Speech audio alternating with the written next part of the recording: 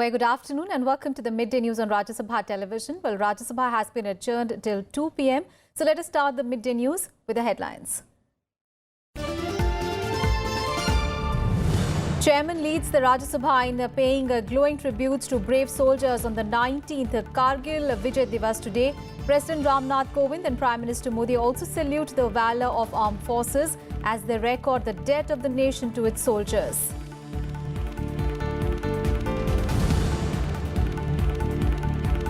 Issues of ongoing trucker strike, water conservation and food adulteration among many raised during 0 hour in Rajya Sabha, calling attention to issue of misuse of social media platforms to spread rumours slated to be taken up in the upper house.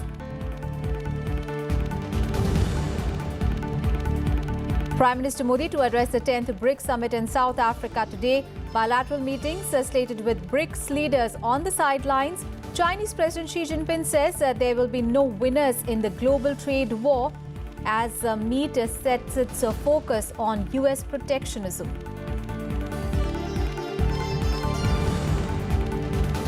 US embassy declines to comment after explosion near its embassy building in Beijing. Diplomatic area on the outskirts of Beijing, home to several embassies including India and Israel.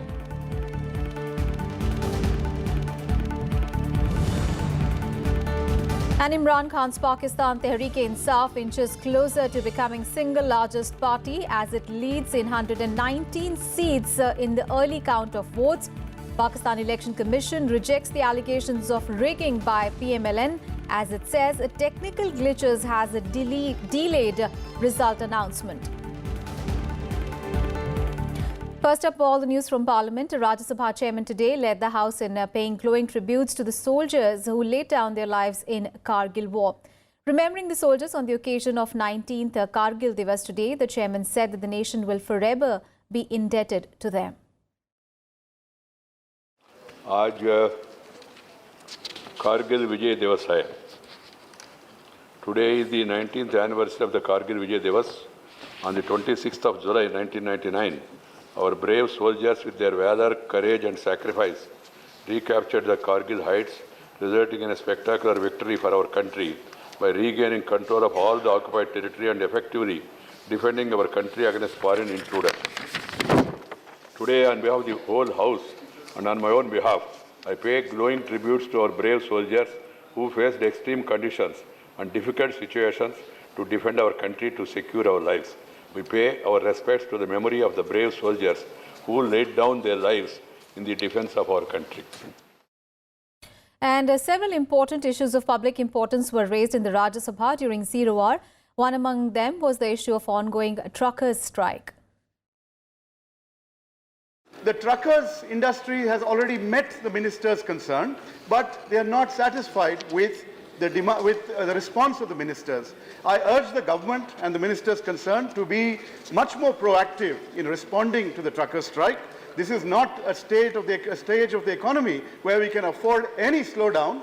And so please consider the challenges introduced by the implementation of GST in the context of e-way bills, etc., and remedy the problems faced by truckers, ensure that the strike can be called off as speedily as possible, and all the collateral damage caused by this very, very significant strike is remedied right away. Thank you. And Member of Parliament from Nagaland, KJ Kenye, raised the issue of food adulteration in the state and sought a high-level probe into it.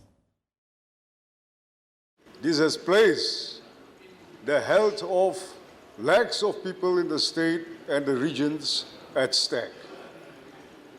There is a racket which is coming across many states from the mainland, and so a certain state authority and the police, the executive forces, cannot arrest this racket. So we plead that the center constitute, orders a high-level central investigation inquiry into it, like the CBI, which we feel will be appropriate to tackle this menace. There could be, sir, one caution is, this is a strategic state, a strategic frontier state of the country, and in this morning's standing committee, all comers have also pointed out in the report, the influx and the inflow of goods from the neighboring countries. Right. We feel that there is a deeper and larger conspiracy to block the inflow of the goods from the mainland and find an entry point from the northeastern part of the country. And Kerala MP K. Suma Prasad raised the issue of inadequate number of loco pilots in the railway services in the state. Instead of 270 loco pilots required for Trivandrum, Ernakulam and Kollam depots, only 189 loco pilots are working at present. My appeal is through you, sir. The government should instruct the railway authority to provide adequate number of loco pilots and assistant loco pilots at the earliest. Thank you, sir. Rama Prasad ji. And BJP's Vinay P. Sahasrabudhe sought a special scheme for the satellite cities across the country. मेरी मांग है कि इन सारे प्रदेशों में परिवहन को लेकर, ट्रांसपोर्ट को लेकर जो समस्याएं हैं, प्रदूषण और विशेष रूप में गार्बेज मैनेजमेंट को लेकर जो समस्याएं हैं, गृह निर्माण और पानी जैसे नेचुरल रिसोर्सेज मैनेजमेंट की जो समस्या है, जनसंख्या का दबाव देखते हुए इन समस्याओं का हल तुरंत निकालने की दृष्टि से कोई अलग सोच और अलग नीति बननी चाहिए। महोदय, मैं केवल इतना ही बताना चाहता हूं कि जो सैटेलाइट सिटीज में रहते हैं, इन सिटीज को डॉर्मिटरी सिटीज कहा जाता है। जैसे यहां पर गाजियाबाद हो, नोएडा हो, लोग सोने के लिए वहां जाते हैं, काम के लिए दिल्ली आते हैं। अभी कभी कभी उल्टा भी होता है, मगर इसके कारण इन शहरों के साथ एक सेंस ऑफ बिलोंगिंग भी निर्माण नहीं होता और कई सामाजिक समस्याएं का भी जन्मस्थान मैं मानता हूं कि ये भावना है। और इस दृष्टि से मेरी 3 स्पेसिफिक डिमांड्स है।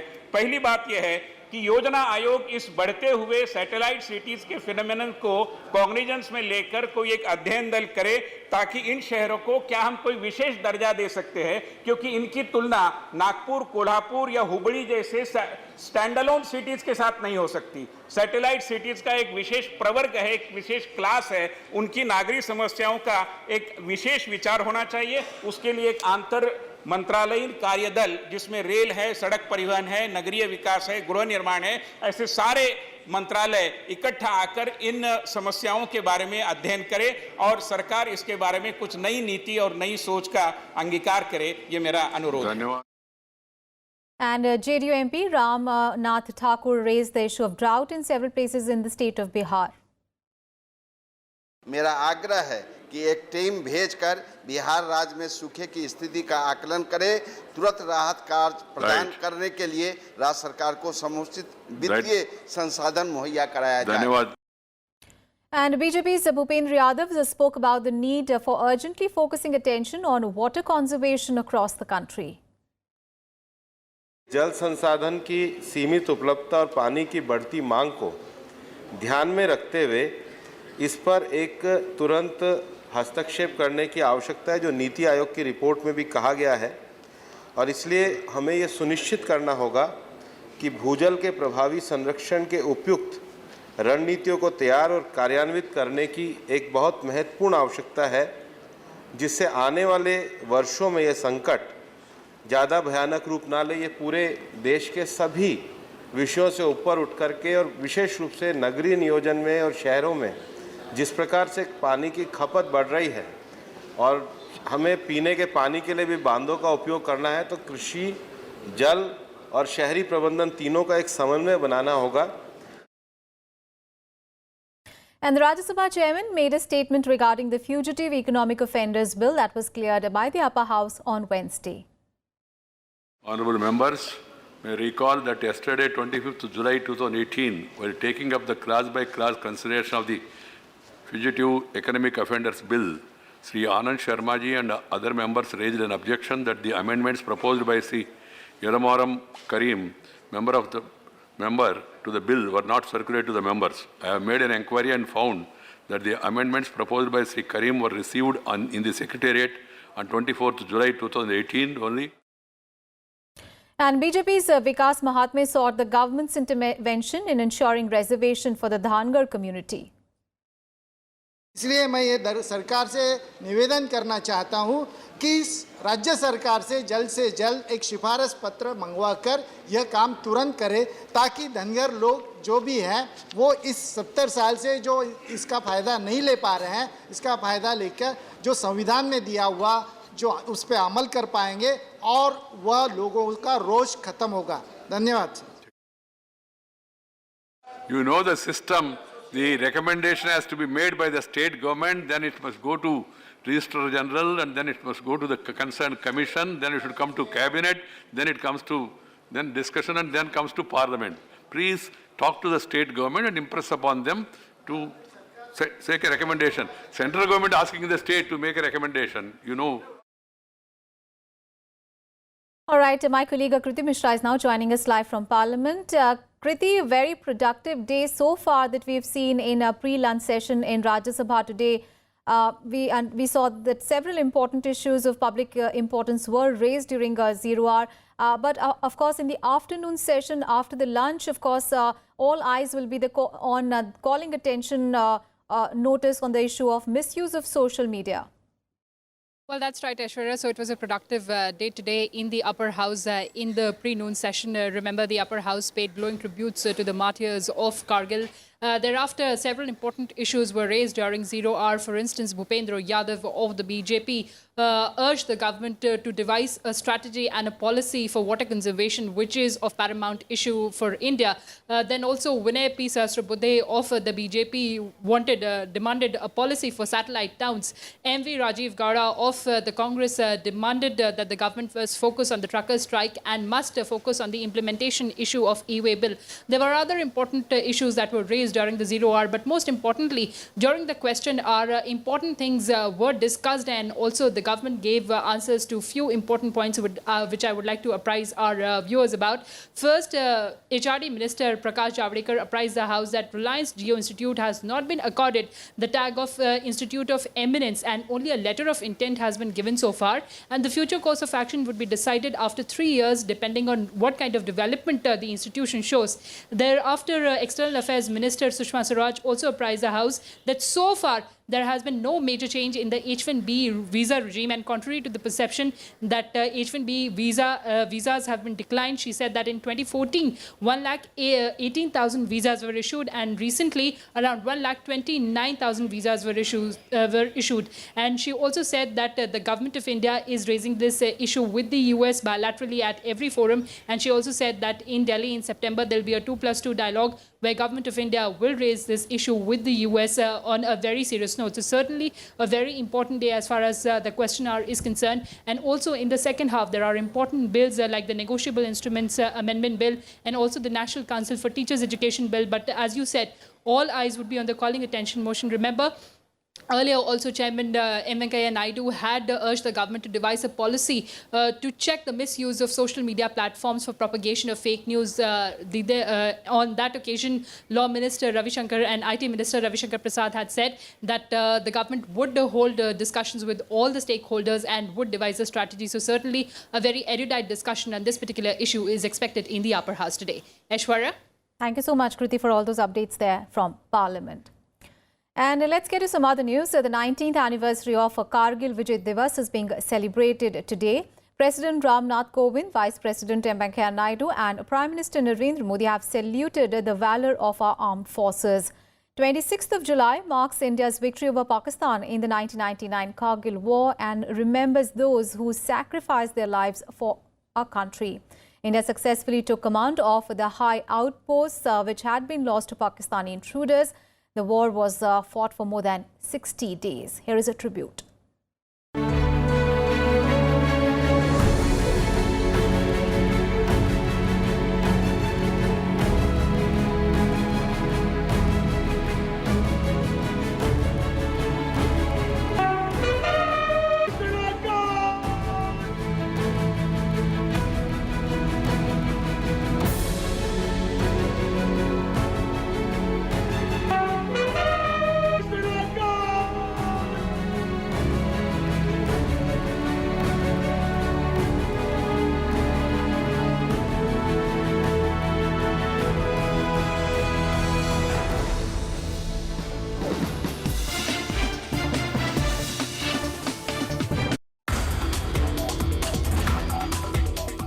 people do not understand the importance in conserving the biodiversity, protecting the biodiversity.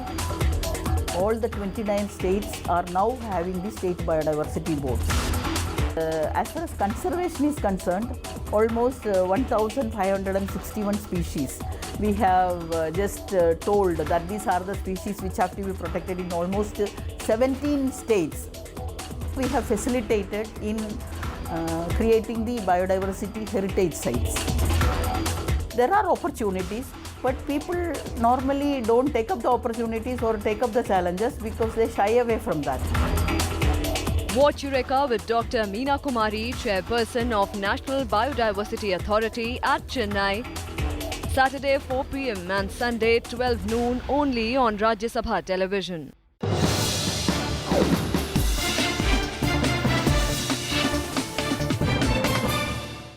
Welcome back after the break, and now news on Prime Minister Narendra Modi's three-nation tour. Prime Minister Modi is in Pretoria today to attend the BRICS summit hosted by South Africa. Prime Minister Modi arrived in Pretoria from Uganda's capital, Kampala, the first bilateral tour by an Indian Prime Minister there since 1997. And today, Prime Minister Modi will attend the three-day 10th edition of the BRICS summit in Johannesburg, during which the grouping's leaders are expected to deliberate on global hotspot issues, international peace and security, global governance and trade issues, among others. The leaders will participate in the summit in the restricted session, the plenary session, leaders retreat, outreach with leaders from Africa and outreach with leaders from Global South. Prime Minister Modi is also expected to meet several leaders on the sidelines of the summit, including Chinese President Xi Jinping. And Prime Minister Modi on Wednesday was welcomed by South African President Cyril Ramaphosa on the eve of the summit. Ministry of External Affairs spokesperson Ravish Kumar tweeted a picture. Now, this is the first visit by the Prime Minister to South Africa after the new government assumed office there, and it comes during the year that marks the 125th anniversary of the Pietermaritzburg train incident involving Mahatma Gandhi. BRICS is a grouping of 5 major emerging economies, namely Brazil, Russia, India, China and South Africa. Originally, the first 4 were grouped as a BRIC before the induction of South Africa in 2010. And in related news, the Chinese President Xi Jinping has said that there would be no winners in any global trade war. His comments came at the BRICS Business Forum in Johannesburg in a direct warning to the United States. Xi said that unilateralism and protectionism are mounting, dealing a severe blow to multilateralism and the multilateral trading regime. He added that the choice is between cooperation and confrontation, between opening up and closed-door policy, and between mutual benefit and a beggar thy neighbor approach. He said that the international community has again reached a new crossroads. Big story from Pakistan now, where cricketer turned politician Imran Khan's party is leading in projected partial results of the general elections. With just the 30% of the total votes counted, Imran Khan's Pakistan Tehreek-e-Insaf party is leading in 119 seats of the 272 contested National Assembly constituencies. Nawaz Sharif's Pakistan Muslim League Nawaz was ahead in 65 constituencies, and PPP, that is Pakistan People's Party, which is led by the son of two-time Prime Minister late Benazir Bhutto, is leading in 44 constituencies. The country's election commission said that the final results had been delayed due to technical failures, and jubilant supporters of the PTI danced in the streets of Islamabad even as the partial results were out. While Khan's camp is increasingly confident of winning the election, it is also likely that it may fall short of the 137 seats that is needed for a majority in the National Assembly, raising the prospect that it would then need to find coalition partners among smaller parties and independents.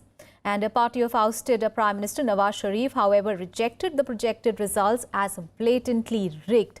The party is being led by Sharif's brother, Shehbaz. Voting for the elections, the only second democratic transition of power in the Pakistan's coup-studded history, took place on Wednesday. More than 30 political parties fielded candidates for the elections to the 272 seats of the lower house of parliament that is the National Assembly.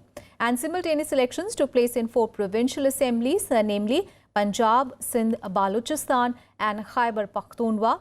The counting of votes started late on Wednesday in the election, which was marred by violence that killed more than 30 people in a suicide blast near a polling center in southwestern city of Quetta. And a loud blast occurred near the US Embassy in Beijing today. Video clips posted online showed smoke in the air outside the diplomatic compound in Beijing and police roping off a perimeter around the area. The US Embassy declined to comment and Chinese security forces could not immediately be reached. The diplomatic area where the incident took place is on the outskirts of Beijing and it is home to several embassies, including those of India, the US and Israel. News from the Middle East, where Islamic State militants have killed more than 200 people in a coordinated assault on a government-held area in southwest Syria, in the group's deadliest attack in the country for years. The coordinated attacks across the province of Swida, which included several suicide bombings, shattered the calm of a region that has been largely insulated from the worst of the violence of Syria's 7-year-old civil war. The suicide bomb blasts inside Swida were aimed to coordinate with the attacks on villages in the eastern countryside, creating mayhem across the province. The authorities said that 215 people have been killed and 180 were injured in the attack. Pro-government forces were later reported to be engaged in gun battle with the Islamic State militants, in which 75 terrorists were killed. The Syrian government, backed by Russia, recently launched a campaign to retake the remaining rebel-held areas across the south of the country. On to sports news now. The Indian women's hockey team will face Ireland in the second Pool B match of the Hockey Women's World Cup 2018 in London today. While India drew 1-1 against the hosts and world number 2 England in their opening match of the tournament, world number 16 Ireland started the tournament with a convincing 3-1 victory against world number 7 US. Now, Ireland currently lead the Pool B standings with 3 points and India are placed third with just 1 point. And ahead of their second Pool B match, India women's team captain Rani Rampal said that the team is prepared for the Ireland challenge. A win will take India to the top of the pool and brighten their knockout chances ahead of their last fixture against the US on 29th of July. Let's get you all the weather news. Heavy rains lashed Delhi and its neighborhood areas, including Noida, Gurugram, Ghaziabad and Faridabad this morning. Waterlogging and traffic snarls were reported from several parts across the city. The Met Department officials have forecast that precipitation may also occur intermittently on Friday because the 2 rain-triggering systems, cyclonic circulation and low pressure, have developed over the region. Waterlogging was reported from Jagatpuri, Nizamuddin, Badarpur, Ashram and Minto Road, among others. Meanwhile, a road has also caved in Vasundhara area of Ghaziabad following heavy rains in the area. There were, however, no reports of any cancellation or delay in any trains or flights. And the Italian Space Agency has announced that a lake of liquid water has been detected below polar caps on Mars for the first time. Using a radar instrument on an orbiting spacecraft, the scientists have spotted a sizable salt-laden lake under the ice on the southern part of the planet. They say that a body of water is possible habitat for microbial life. The reservoir that they detected is shaped like a rounded triangle and it is located beneath the ice surface, and that represents the first stable body of liquid water ever found on Mars. The detection was made using data collected between May 2012 and December 2015 by an instrument aboard the European Space Agency's Mars Express spacecraft that transmits radar pulses which penetrate the Martian surface and ice caps. The location's radar profile resemble that of subglacial lakes that are found beneath the Earth's surface, that is beneath the Antarctic and Greenland ice sheets. The final remarks are very simple. Water is there. We have not anymore any doubts. After many years of doubts, that we have to remove one after the other up to today. And that's it from me and my team in this edition of Midday News. Thanks for watching.